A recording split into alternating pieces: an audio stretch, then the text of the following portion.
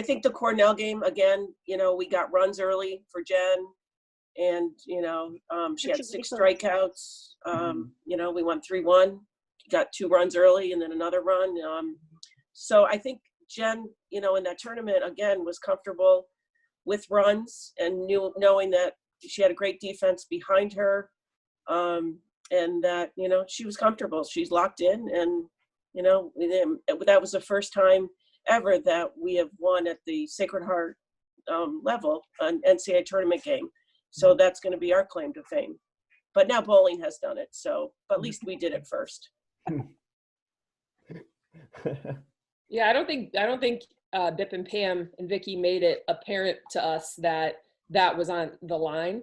They never made it like, if you do this, this will be in the record books, or this will be remembered. And we were just in the habit of winning at that point. And we were riding high and feeling good and having confidence. So when we played Washington first, and, thought we were going to go out there and try and score a run or two, and then lost. But then we had the bounce back against Cornell. We were just, let's get back to winning. Let's get back to being ourselves. And then we did it. And it was a massive win for the university, for the program, to solidify ourselves in a cool, like, historic way. But we just, again, felt good about ourselves. And, we weren't feeling bad when we went against UMass the next day. But, that was our eventual end of our season that year. And Betsy, you're absolutely right. Vicky was also instrumental in, what we did that year, especially with the pitching staff. And, she was great at motivation and, mentally preparing our pitchers. And she was great, obviously, to be around. And then, Jen, you followed in her footsteps. It was kind of neat that only alumni have coached at Sacred Heart University. And not many schools can say that. Those are our type of, like, schools. And I think that, like, after Washington, we just kind of felt like we knew that, like, we could bounce back from that. So I think, like, our confidence kind of had, like, not been crushed. We just felt so confident that we can beat teams that were just like us all year. So we can do it, on a bigger stage. So, yeah, I think just, like, having a goal of just trying to go out and do our best helped us win every game. All right. So, Pam, you want to go and continue? I was just going to say, I feel that too, Jen. I think you're right that, going into the Washington game, we tried to have a game plan, and for the most part, we were trying to take away their 4 best hitters, which, pretty much trying to control the top of the lineup there. And we felt if we could do that, maybe something good would happen, and, we'd hang in that game. So, and I think we did that. I honestly, if we go back and look, I believe the first 4 hitters, I don't even know. I think they were like 3 for 12 or something, or like, nothing. But the 5th hitter happened to be Danielle Laurie. So, when she came up, we lost a couple battles to her in that game, and she had some big RBIs, I believe, in that game. But, we knew that we were up against one of the best teams in the country. So we were just trying to hold our own. And I honestly think, I know the score doesn't look like we held our own, but I thought we did. It was pretty much spread out, and there wasn't really any inning where we were just so not competing with them. We competed every inning. We just definitely didn't have the firepower for them. But I think when that game was over, I think that's what we did. We took a look at it, and exactly what Jen said was, we have Cornell. These are teams we've competed against all year long. And right now we're playing better softball than anybody else who's equal to us.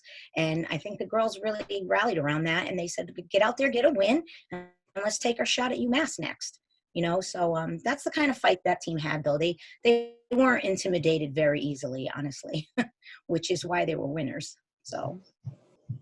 Well, it probably saved my life, honestly. When I was diagnosed with breast cancer, as Pam indicated before, I obviously didn't know what I was going to do, and obviously talked to Pam, and, we said we got to educate these young women about their futures and what they're going to need to do to make sure that, they go get their testing and everything. So I rallied around this team, and I guess they rallied around me.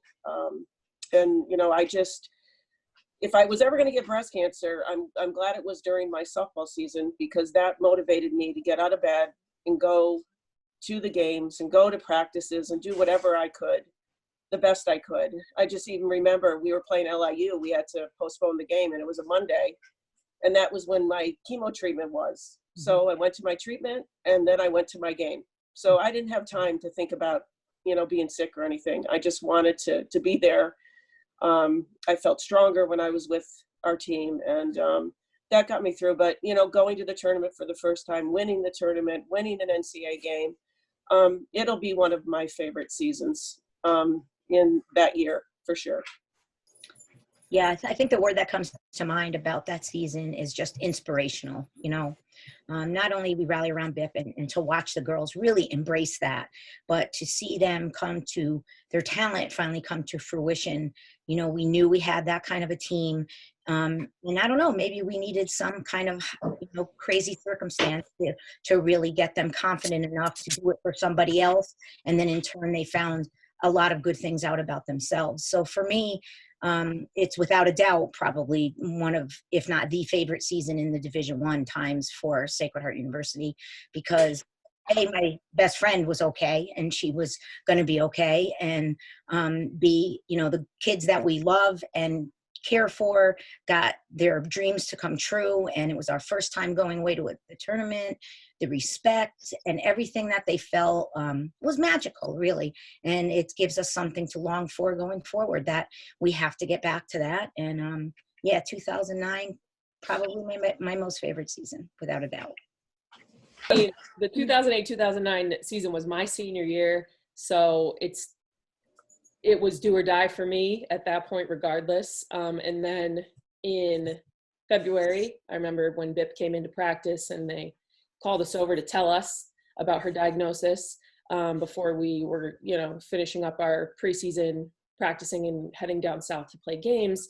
It was like a punch in the gut, like you would never believe.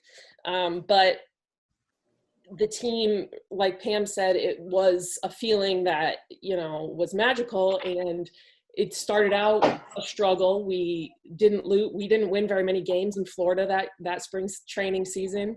We went through some real roller coaster moments, but ultimately, Bippy's, you know, resilience and strength inspired all of us to band together. We latched onto the motto Bippy's Pack. We were a wolf pack. That if one person was going through something, we were all going to go through it together. And I would never trade my experience at Sacred Heart University for anything. Obviously, it inspired me to get involved with coaching. I never knew I was going to be a coach, playing softball my whole life. And when I graduated, I was like, I can't be done. I can't be done with this sport. This is me. This is my life. And here I am, 10 years later, I got the job to be Pam's assistant and work with one of my teammates, my best friend, and just be a part of this family, you know, continue to be a part of this family in another way on the coaching side. So that season, winning the tournament was like, you know, your fairy tale ending at the end of your softball career for me. And doing all that cool stuff with my best friends and people that I'm still very, very, very close with to this day. So it was incredible. Yeah, I think, like, you know, we've all said it, but like, it was just such like an inspiring year. And like, we could just like, you know, there's days where you could tell Bippy, you know, like was going through it, but she still came to practice like every single day. And, you know, like you could just tell, you know, she was having a tough day. She wasn't feeling great, but she was always there for us. So it like made it, you know, like we would be running sprints or like at a boot camp or something. And we would just like, you can't complain, you know, you just got to push through it. So it was just like really powerful. And I think like, you know, even talking about it now, like I'm still getting goosebumps, you know, like this is like the type of season that you watch movies about, you know, like it's just like so crazy. And like when you're in it, like I said before, like when you're in it, you kind of don't realize like how special it is, you know, you're just going out, you know that you want to do your best every inning, every at bat, every pitch, you know, you do your best to win a game for your team. And then thinking back, like, okay, 11 years ago, like I made the best friends I ever could have. Like, you know, I travel across the country to go to weddings, to go to see my friends. And like, you don't realize how special it is when you're doing it. You're just like an 18-year-old kid, like, you know, going to college, having fun. But now when you think about it, you're like, that really like changed my life. And so it's just like really special. Yeah, we did start off terribly. I'm looking at our record. Holy cow. We were 1-10, I think, going in, starting our season. And honestly, I think the emotional impact of the news, I mean, it had to take its course, you know, because at first, like Betsy said, it was like a punch in the gut, you know, and that's the chance Bippy and I had to decide to take. Like, are we going to possibly sacrifice the season by just coming out right now and saying something? Or do we wait and hold off and keep it from them? And it's just not how we ran our program. You know, everything is on the up and up, on up front. These guys are adults. We have to make them mature and become women. So there was no choice. We knew that we had to be honest with them and let the season take its course and trust that they were going to figure this out in time to be proud of themselves and have a great season. And they did just that. So it doesn't surprise me. They were a real special group of girls. Yeah. We had so much love and respect for our coaches that we needed to know that, like, looking back, it was absolutely had to tell us. We had to know, we had to use that love and that fire for, you know, to help Bippy win her battle, let alone us win our games.